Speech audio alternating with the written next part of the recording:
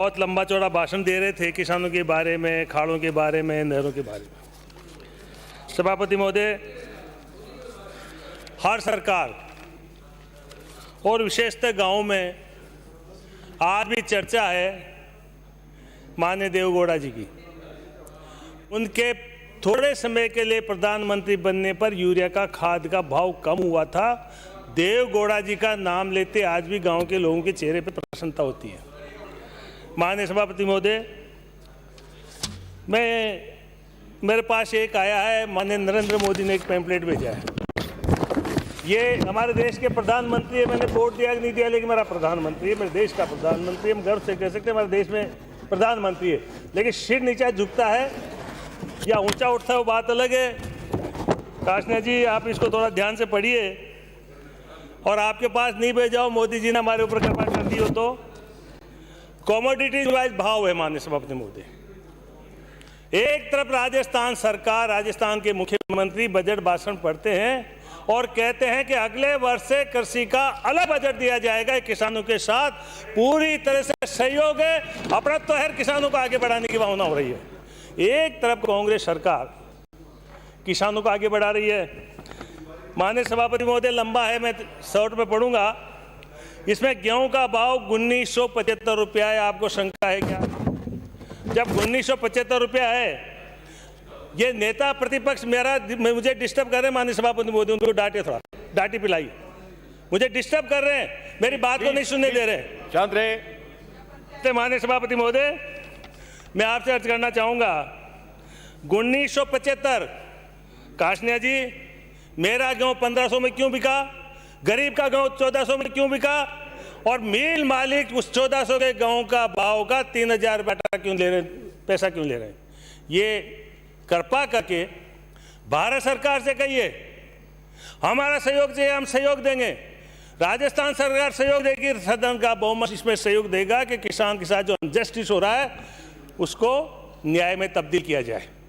सारी कॉमोडिटीज है माननीय सभापति महोदय, पूंजीपतियों का पक्ष, दलालों का पक्ष।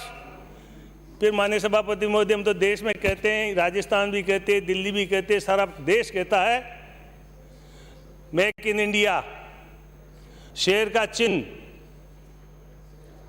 फिर मेक इन इंडिया में डीआरडीओ को, उद्योगों को खत्म क्यों किया जा रहा है, इंजीनियर को बेरोजगार किया जा रहा है और प्राण से हथियार क्यों मंगाए जा रहे हैं? हम मंडी में जाते हैं माननीय सभापति महोदय, किसान है, मंडी में जाते हैं तो वहाँ आड़तिया मिलता है, 2 रुपये सैकड़ा, 1.5 रुपये सैकड़ा की आड़त लेता है। जब हम बेचेंगे, कोई खरीदेगा तो आड़त होगी। तो फिर माननीय राहुल गांधी ने कौन सा गलत कहा कि इस राफेल की जांच होनी चाहिए, दुगनी कीमत क्यों दिए, देश के हित में है? ये तो कोई देख ले, सोच ले। इसलिए माननीय सभापति महोदय, ये जो चीजें हो रही है और आज जिस तरह से क्रश किया जा रहा है, किसानों को क्रश क्यों किया जा रहा है? मैं याद दिलाऊंगा, आप तो भूल गए माननीय अटल बिहारी वाजपेयी को। अटल बिहारी वाजपेयी को पंक्ति याद रखिए माननीय साथियों, हम तो याद रख रहे हैं। अटल जी को अच्छा इंसान मानते थे, वो गरीबों के पक्ष में था, गरीबों के खिलाफ अटल जी नहीं थे। माननीय सभापति महोदय, पूंजीपति से नहीं डरते थे। आज देश का माहौल है कि गरीबों को क्रश किया जा रहा है, खत्म किया जा रहा है, उनको बुरी तरह से क्रश करने का श्रेय देश की सरकार ले रही है। उसका मुखिया कौन है, आप और हम सब जानते हैं। एक बता दीजिए जिसमें गरीब का, साहब ये योजना बनाई, हमने ये किया, इंदिरा आवास का नाम प्रधानमंत्री आवास कर दिया, राजीव गांधी के योजना को बदल दिया, नेहरू जी के बारे में कह दिया, महात्मा जी के बारे में ये कह दिया। ये सवाल नहीं है, सवाल ये है आज किसान जिस प्रकार से बैठा हुआ है, 100 दिन से ज़्यादा टाइम हो गया, उनको क्यों क्रश किया जा रहा है, क्यों नहीं बात मानी जा रही? वो यही तो कह रहे हैं माननीय सभापति महोदय, प्रधानमंत्री जी आपने मुखारबिंद से अर्ज किया था, ये बताया था, निर्देश दिया था, डिसीजन दिया था, तुम्हारी सरकार क्यों नहीं मान रही है? तुम्हारों को जलित क्यों किया जा रहा है? 1975 में गेहूं खरीदेंगे तो 1500 मंडी में क्यों बिक रहा है? जब विरोधियों को क्रश किया जाता है, प्रजातंत्र खत्म हो जाता है, एकात्मवाद पैदा हो जाता है। अब फिर क्यों हो रहा है ये तो आप जानो, लेकिन अटल जी की बात मैं आपको बता रहा हूँ, जहाँ विरोध और विरोधियों को गद्दार मानने का भाव है, वहाँ लोकतंत्र समाप्त हो जाता है और तानाशाही का उदय हो जाता है। आज तानाशाह कौन है? 2 ही तो व्यक्ति है ना, मुझे बता देना आप। सदन के बाहर बता देना। ये वो जो भी है, आप कृपा करिए उनसे मिल लीजिए, उनसे मिल लीजिए।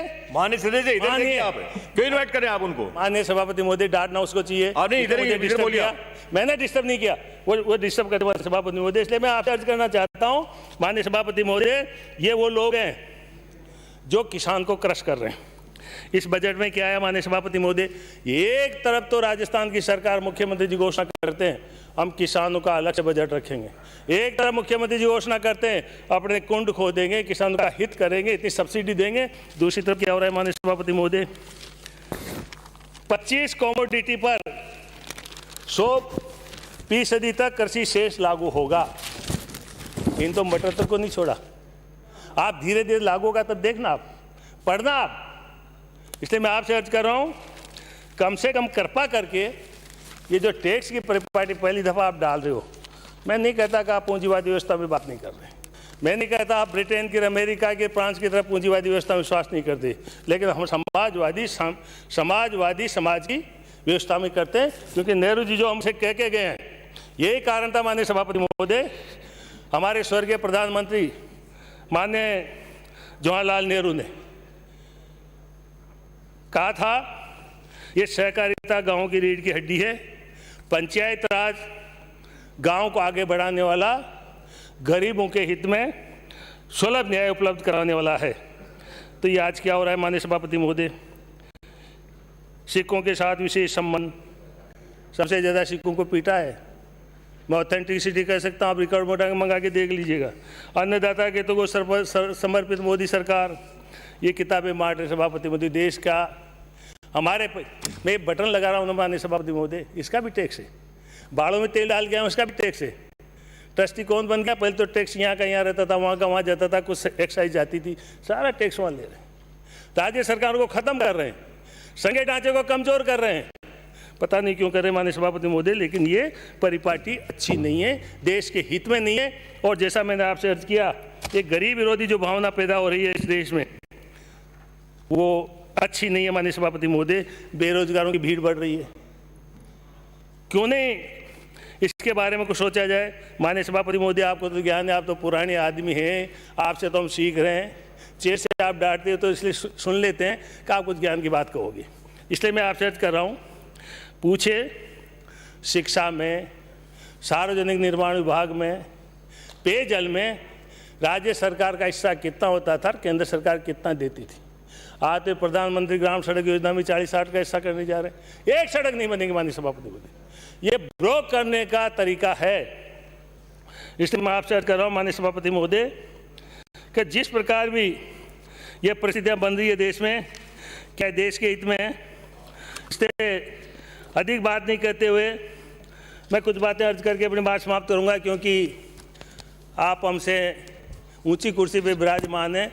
मुझे थोड़ा सा इशारा वहाँ से कर देना, मुखार बिंद से कम तकलीफ करना, मैं अपने आप बैठ जाऊँगा। कुछ बातें हो रही है आज नगर पालिकाओं में जो छोड़ के गए हैं, तो अपनी बात समाप्त करें। इसलिए माननीय सभापति महोदय ने तो प्रारंभ किया है। मैं आज सदन में अधिकारियों के द्वारा, वो मेरे ऊपर कृपा नहीं करेंगे, वो पुराने आदमी हैं, वो सबके ऊपर कर देंगे। मुझसे तो बड़े प्रश्न हैं, इसलिए कृपा नहीं करेंगे। इसलिए दोबारा मत बोलना, आप कृपा करना मेरे ऊपर। आप वो सामने आपको बिठा रखा है, मुझे तिरछा बिठा रखा है। माननीय सभापति महोदय, आप देखिए नौनेरा डैम बन रहा है। योजना कब बनी? बीजेपी सरकार के टाइम पे। क्यों बनी? क्योंकि धौलपुर पानी ले जाना था।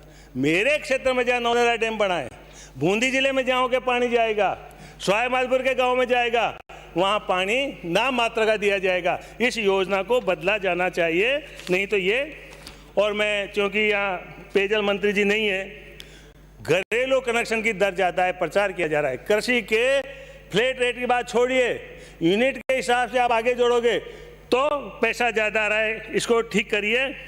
और जिस तरह का भी आज बाल विकास परियोजना, माननीय सभापति महोदय, इन योजनाओं में करप्शन बढ़ रहा है, मैं स्पष्ट करना चाहता हूं, मैंने मंत्री जी को भी कहा है, मैंने अधिकारियों को भी कहा है, क्या कारण है कि बाल विकास परियोजनाओं का करप्शन खत्म नहीं हो रहा। मेरे इलाके में कागजों में खाना पूर्ति की जा रही है, बेईमानी से उस राशन को, गरीबों के राशन को, बच्चों के राशन को, गर्भवती महिलाओं के राशन को का पैसा कहाँ जा रहा है, मैं इसके बारे में अधिक खर्च करने के बजाय वो इनके सरकार के ऊपर छोड़ता हूँ। समाप्त करें, लेकिन समाप्त करें। मैं पुनः आपसे निवेदन करना चाहूँगा माननीय सभापति महोदय कि आपने जो मुझे समय दिया उसके लिए तो मैं आपका आभार व्यक्त करता हूँ, लेकिन अंत में एक बात कहते हुए अपनी बात समाप्त करूँगा कि जिस प्रकार से वंचित वर्ग को ख़त्म किया जा रहा है, किसान को कमज़ोर किया जा रहा है, बेरोजगारों को क्रश किया जा रहा है, पूंजीपतियों को बढ़ाया जा रहा है, यही कारण है कि कोरोना में गरीब को न्याय नहीं मिला, रोजगार नहीं मिला और पूंजीपतियों की संपत्ति बढ़ी। कृपा करके इस पूंजीवाद देश के लिए अहितकारी है, नुकसानदायी है, गरीबों को कर्ज करने वाला है। उस नीति को छोड़ने के लिए आप अपने नेताओं से कहिए और कांग्रेस की रीति नीति पे विश्वास करिए ताकि देश आगे बढ़ सके। बहुत बहुत धन्यवाद, नमस्कार। नारायण सिंह देवल।